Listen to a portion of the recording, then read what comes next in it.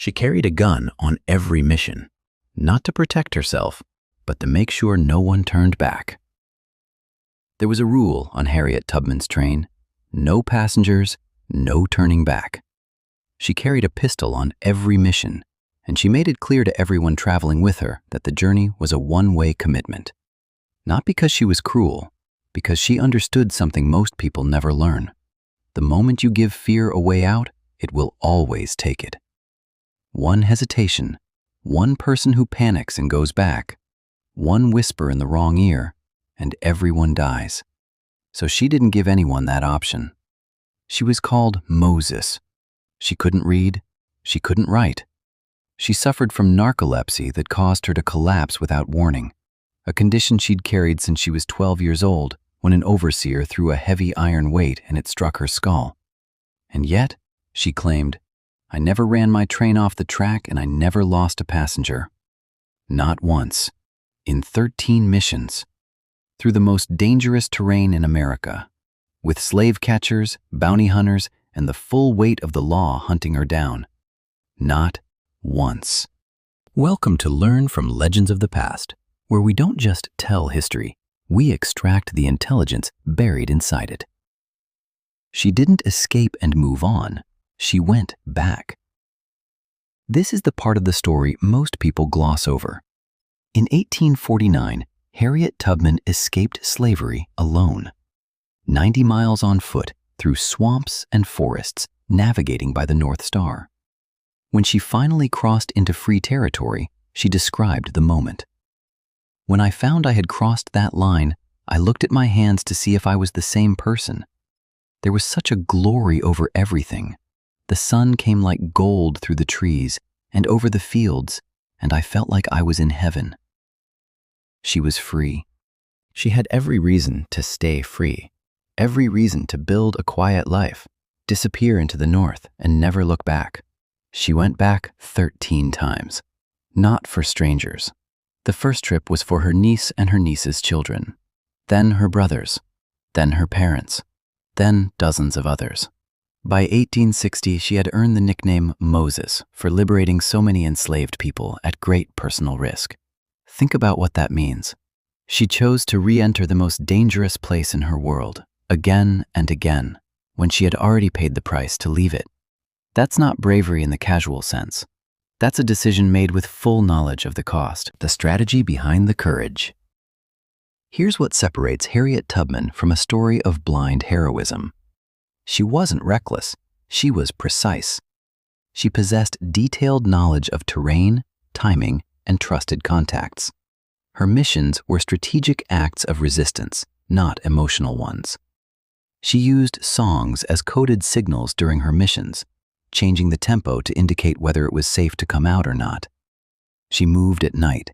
She used Saturdays to escape, knowing that slave owners couldn't publish notices until Monday, giving her a 2-day head start before anyone even knew to look.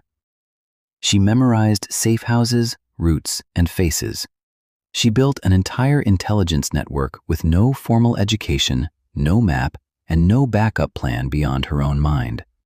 Her Quaker friend Thomas Garrett said she once told him she never ventured only where God sent her, and that she felt no more fear operating in enemy territory than she did back home in New York. She had converted fear into something else entirely. Not absence of danger, clarity of purpose. When the war came, she didn't rest. When the Civil War broke out in 1861, most people assumed Harriet Tubman would finally step back. She didn't. She served the Union as a scout and a nurse, though she received little pay or recognition for her service. She led armed raids into Confederate territory. She gathered intelligence behind enemy lines. She organized networks of formerly enslaved people to feed information to Union commanders. The woman who had spent years moving through darkness with a price on her head was now doing the same thing, but for an army. And when the war ended and slavery was abolished, she still didn't stop. She settled in Auburn, New York, and began taking in orphans and elderly people, a practice that eventually became the Harriet Tubman Home for Aged and Indigent Negroes. She fought for women's suffrage. She advocated for equal rights until her final years. She was in her 90s when she died. She never fully stopped moving. What Harriet Tubman actually teaches us. The easy version of this story is, brave woman frees slaves. But that version robs her of what made her extraordinary. Because Harriet Tubman wasn't just brave, she was disciplined. She was strategic.